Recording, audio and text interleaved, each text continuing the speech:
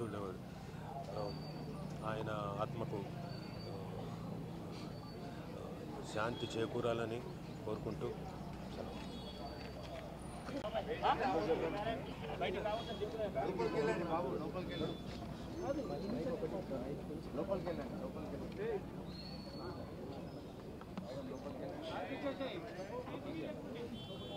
కోట గారు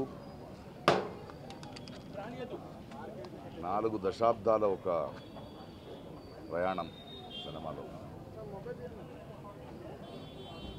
నేను తెలుగు ఇండస్ట్రీకి వచ్చే ముందు బెంగళూరు నుంచి ఆయన సినిమాలు చూసేవాడిని.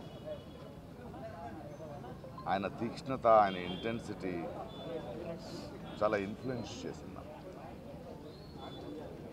ఆ తర్వాత వచ్చి 2-3 దశాబ్దాలుగా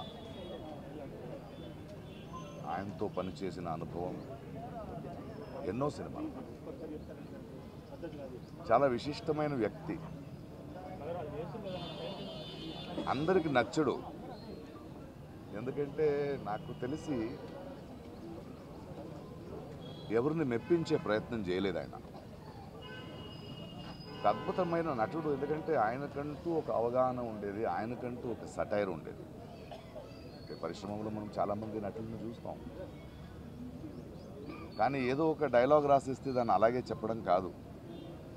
దాని వెనక ఆయనకున్న ఒక సటైర్ ఉండేది, ఒక అవగాహన ఉండేది. ఆయనది ఒక ప్రెజెన్స్ నాకు చాలా నచ్చేది. ఆయన ఎవరిని వదిలిపెట్టాడు.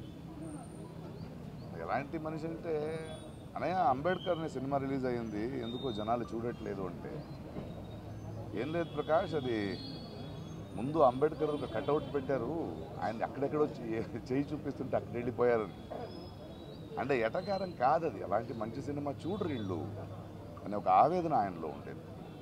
ఆయన నిరంతరంగా ఆయనలో చూసింది నేను, తెలుగు భాష, తెలుగు నటీనటులు, తెలుగు ప్రతిభలకి అంత పెద్దెత్తిన ఛాన్స్ దొరకట్లేదు. కొందరికి అది కుళ్ళు అనిపించేది, బట్ ఆయన ఆవేదన చాలా నిజమైందని నాకు అనిపించేది. ఒకసారి ఎవరో అడిగారు, ప్రకాష్ రాజ్ గారు పరభాష నటుడు కాదంటే, కాదండి, బట్ ఆయన తెలుగు నేర్చుకున్నాడు కదా, మనోడు అయిపోయాడు కదా. ఆయనకు అది ఒకటి ఉండేది. ఎందుకంటే నా భాషని తప్పుగా ఎవరో పలకరిస్తారు, అనవసరంగా మన అవకాశాలను తీసుకెళ్ళిపోతారు అనేది చాలా నచ్చింది ఆయనది. సెటర్లు నా మీద కూడా వేసేవాడు ఆయన.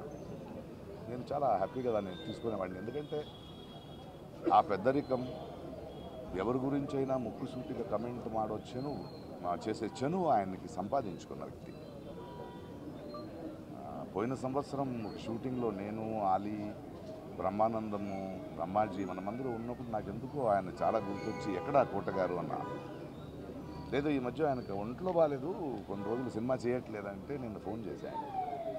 ఏం చేస్తున్నావు? ప్రకాష్ చెప్పు. అలా కాదు, ఒంట్లో బాగలేదన్నారు, షూటింగ్ లేదన్నారు, ఇంట్లో ఏం చేస్తున్నారు, బండి పంపిస్తాను రండి అన్న.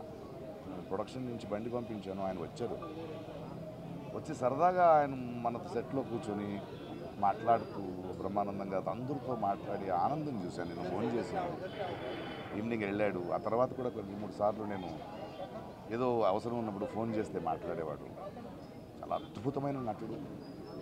తెలుగు సినిమా, తెలుగు జాతి గర్వించదగ్గ ఒక కళాకారుడు.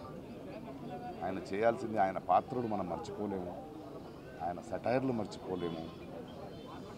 తన జీవితంలో ఇంట్లో చాలా పెయిన్ చూసిన ఆ నొప్పిని ఎప్పుడూ బయట ఒక మెలోడ్రామాగా ఆయన వాడుకోలేదు. తనంటూ ఒక వ్యక్తిత్వం. అలాంటి వ్యక్తులు నాకు చాలా ఇష్టం. ఎందుకంటే అజాత శత్రువుగా అందరికీ నచ్చే బతకడం కన్నా నేను ముక్కుసూటిగా మాట్లాడతాను, ఎవరైనా పట్టించుకోను అనే ఒక వ్యక్తిత్వం ఉంది కదా, అది చాలా అరుదు. అలాంటి ఒక అద్భుతమైన వ్యక్తి, అద్భుతమైన కళాకారుడు. Will going to miss him. But ఆయన మన తెలుగు పరిశ్రమకి, ప్రేక్షకులకి ఇచ్చిన అద్భుతమైన పాత్రలు, ఆ మూలంగా ఆయన చేసిన పనులు, ఆయన చెప్పిన కథలు ఎప్పుడూ గుర్తుంటాయి. Thank you Kota garu for everything. We love you.